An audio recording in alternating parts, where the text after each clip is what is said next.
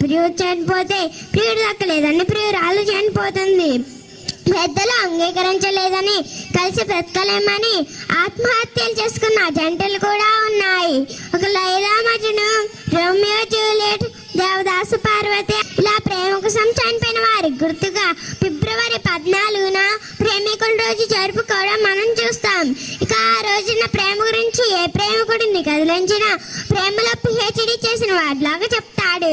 ప్రేమ అంటే తినైన కావ్యమని, మధురమైన భావమని, ఒకడంటే ఇంకొకడు ఫ్లవర్ లేనిదే లవర్ లేదు, వాటర్ లేనిదే క్వార్టర్ లేదు, ప్రేమ లేనిదే జీవితం లేదు బ్రదర్ అంటాడు.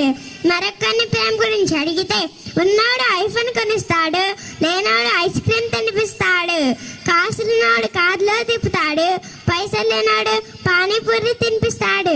ప్రజెంటేషన్ లోనే తేడా, ప్రేమలో కాదంటాడు. ఇలా ప్రేమ గురించి చెప్తున్నప్పుడు ఎంత గొప్ప ప్రేమికుడు అని ఆశ్చర్యపోతాం.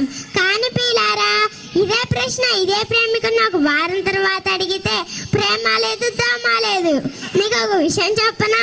పొగ తాగుట, మద్యం సేవించుట, అమ్మాయిని నమ్ముట ఆరోగ్యానికి హానికరం అంటాడు.